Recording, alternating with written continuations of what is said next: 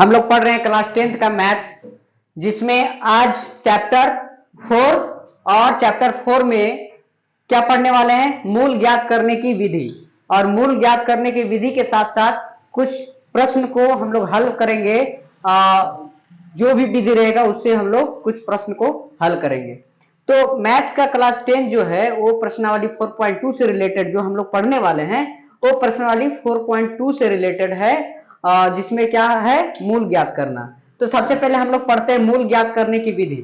मूल ज्ञात करने की विधि 10th क्लास में 3 विधि दिया गया है। कितना विधि दिया गया है? 3 विधि। पहला विधि क्या है? पहला विधि है गुणनखंड विधि। कौन सा विधि? गुणनखंड विधि। पहला विधि है गुणनखंड विधि। ये मूल ज्ञात करने की विधि है, गुणनखंड विधि।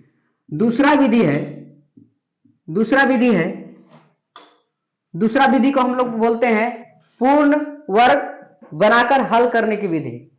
पूर्ण वर्ग बनाने की विधि। और तीसरा है द्विघाती सूत्र का उपयोग करके हम लोग क्या करेंगे? मूल ज्ञात करेंगे। तो मूल ज्ञात करने की 3 विधि दिया गया है। पहला गुणनखंड विधि, दूसरा पूर्ण वर्ग बनाने की विधि है और तीसरा द्विघाती सूत्र। तो सबसे पहले आज हम लोग पहला जो विधि है गुणनखंड विधि उस पर चर्चा करेंगे और उससे हम लोग मूल ज्ञात करेंगे कि उससे मूल कैसे आता है। मूल का मतलब हो गया जो चर का मान जैसे x, y, z ये सभी चर हैं, उसका मान ज्ञात करना है, मतलब मूल ज्ञात करना। तो सबसे पहले चलते हैं गुणनखंड विधि को कि कैसे गुणनखंड विधि से मूल ज्ञात करेंगे। तो तीनों विधि आप लोग अच्छे से देख लीजिए और उसे कॉपी में भी उतार लीजिए। अब हम लोग चलते हैं गुणनखंड विधि कि गुणनखंड विधि में क्या करना है। तो मान लिया जाए एक क्वेश्चन लेकर के हल करते हैं गुणनखंड विधि से। एक क्वेश्चन ले लेते हैं। क्वेश्चन है x² plus 2x plus 1 equal to 0। इसमें चर क्या है? x है। x है।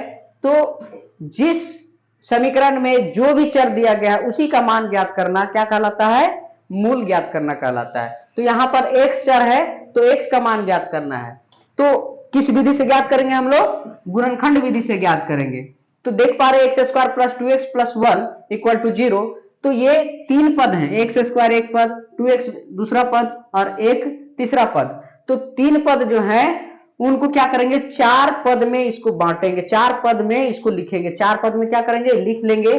तो 4 पद में लिखने के लिए क्या करेंगे? जो मध्यम पद है, मध्य वाला पद है, जो मध्य पद है, ये 2x जो मध्य पद है वो उसे हम लोग 2 भाग में इसको करते हैं, 2 भाग करते हैं इसका। जैसे क्या करेंगे? 2x x² प्लस 2x लाने के लिए क्या करेंगे? x प्लस x कर सकते हैं प्लस 1 इक्वल टू 0।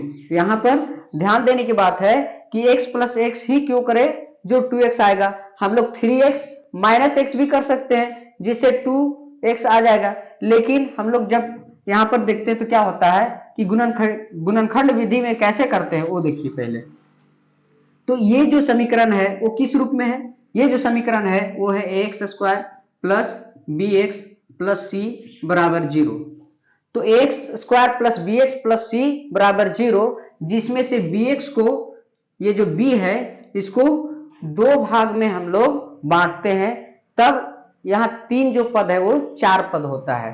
तो b को 2 भाग में करने के लिए क्या क्या रूल्स अपनाएंगे वो हमको देखना है। तो सबसे पहले इस साइन को देखेंगे, प्लस है, तो इधर वाला साइन को देखेंगे, ये प्लस है। तो जो भी यहां पर विभक्त करेंगे, 2 पद में विभक्त करेंगे, तो जोड़ने से क्या आना चाहिए? b के बराबर आना चाहिए। b के बराबर आना चाहिए जोड़ने से। ये कहता है जोड़ने से b के बराबर आना चाहिए और गुना करने से a और c के गुना के बराबर आना चाहिए। ठीक है। तो जोड़ने पर, ये कहता है जोड़ने पर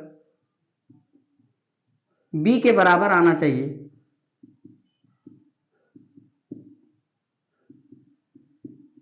और ये ऐसा हम लोग पद लेंगे जो गुना करने पर, जोड़ने पर जो दो पद लेंगे ना, तो उसे जोड़ने पर कितना आना चाहिए, b के बराबर आना चाहिए, और गुना करने पर जो है, गुना करने पर दोनों पदों का गुना a गुना c के बराबर आना चाहिए।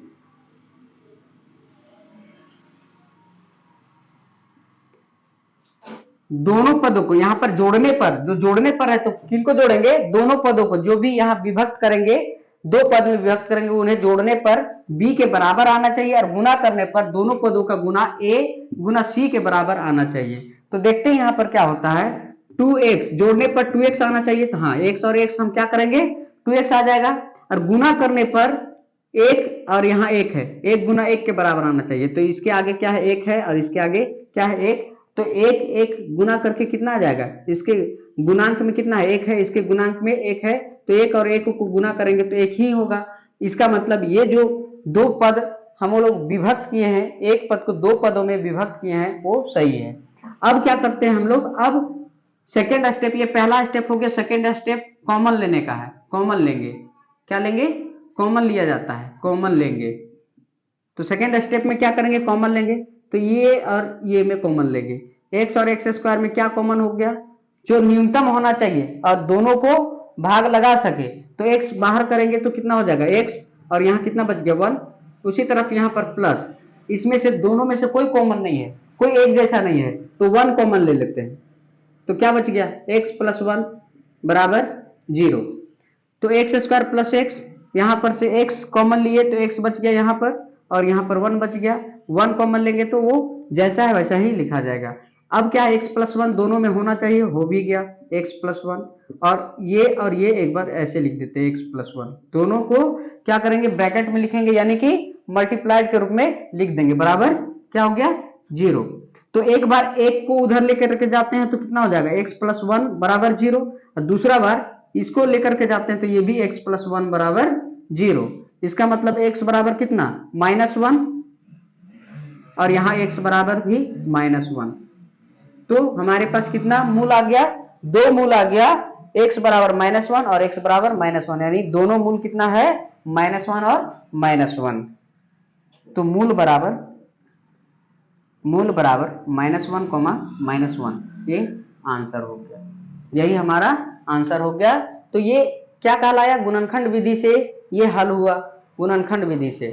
तो आप लोग इसे अच्छा से समझ लेंगे, जोड़ने पर b के बराबर आना चाहिए, है ना, और गुना करने पर दोनों पदों का गुना a गुना c के बराबर आना चाहिए। उसके बाद सेकेंड स्टेप में हम लोग कॉमन लेंगे और फिर उसको हल कर देंगे और मूल निकाल देंगे, और मूल कितना आ गया यहाँ, -1 और -1, यही हमारा आंसर हो गया। एक और क्वेश्चन लेकर के हम लोग बनाते हैं, क्या होता है आगे देखते हैं। एक और क्वेश्चन ले लें, चलिए ले लेते हैं एक और क्वेश्चन। अभी बहुत सारे क्वेश्चन आएंगे जिन्हें गुणनखंड विधि द्वारा हम लोग मूल ज्ञात करेंगे। तो एक और क्वेश्चन हम लोग ले लेते हैं, x स्क्वायर प्लस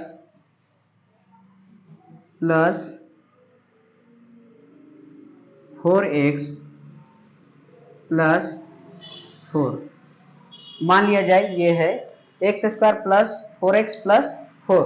अब इसमें क्या करेंगे, ये जो पद है ना, ये जो पद है 4x, इसको दो भाग में विभक्त करेंगे, यानी तो विभक्त करने से क्या होना चाहिए, जोड़ने पर, ये कहता है जोड़ने पर 4x आएगा, तो दो ऐसा हम लोग क्या करेंगे, पेयर लेंगे, जोड़ा लेंगे, जो जोड़ने पर 4x आ जाए, जोड़ने पर 4x आ जाए, ऐसा दो संख्या लेंगे, और गुना करने पर इसके और इसके गुना, इसके आगे क्या है, एक है, तो 4 और 1, 4 एकम 4 हो गया, यानी कि गुना करने पर 4 गुना 1 4 के बराबर आ जाए, और जोड़ने पर कितना के बराबर आ जाए, 4x के बराबर आ जाए, जोड़ने पर 4x के बराबर आ जाए, और गुना करने पर कितना आ जाए, 4 आ जाए, ऐसा आना चाहिए। ठीक है, जोड़ने पर 4x आ जाना चाहिए, गुना करने पर 4 गुना 1 यानी 4 के बराबर आना चाहिए। तो ऐसा दो संख्या लेंगे, तो हम लोग देख पा रहे हैं कि 2x और 2x अगर लेते हैं तो 4x हो जाएगा, और 2 गुना 2 करेंगे तो भी 4 हो जाएगा। तो देखते हैं इसको आगे, 2x प्लस 2x हो गया और प्लस 4 इक्वल टू 0 हो गया। उसके बाद यहाँ क्या करेंगे, इसमें से कॉमन लेंगे तो x कॉमन आ रहा है, बाहर कर देंगे, यहाँ x बच गया, यहाँ 2 बच गया, प्लस 2 कॉमन लेंगे तो क्या बचेगा x और यहाँ 2 इक्वल टू 0। अब दोनों में x प्लस 2 है, ठीक है, x प्लस 2 और ये x प्लस 2 एक बार लिख देते हैं, बराबर कितना आ गया 0। तो x प्लस 2 एक बार 0 हो जाएगा, फिर एक बार x प्लस 2 0 हो गया। अब क्या होगा, x बराबर -2 हो गया और x बराबर -2, तो दो मूल आ गए हैं, यहां पर भी दो मूल आ गए हैं, है ना। तो मूल लिख सकते हैं, मूल बराबर -2 आंसर, ये आंसर हो गए हैं। तो इसको भी आप अच्छे से उतार लीजिए, समझ लीजिए, उसके बाद फिर से एक और क्वेश्चन लेकर के हम लोग आएंगे। तब तक इसको अच्छे से 2 क्वेश्चन कम से कम अच्छे से आप लोग कर लीजिए, उसके बाद आगे क्वेश्चन हम लोग फिर से करेंगे।